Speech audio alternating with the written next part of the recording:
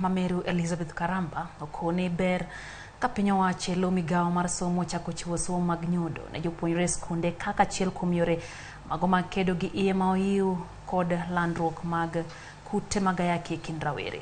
Kanoloso e kar dak ma Igembe okoni kaunti ma Meru otelo e iye mohiu ka olero ni obiro chwalo paro mar loko chike mondo chiw kum ma oridore ne ji ma ibiro yudi ka ketho ratich kata rocho ratich rowere kokalo e yore mag hera.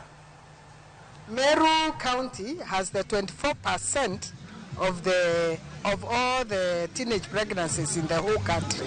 So you can see how they need the awareness so seriously for them to not get married early. And that's why we need to do more and more of this awareness so that we can have their mind change, so that you can have a mind change, know that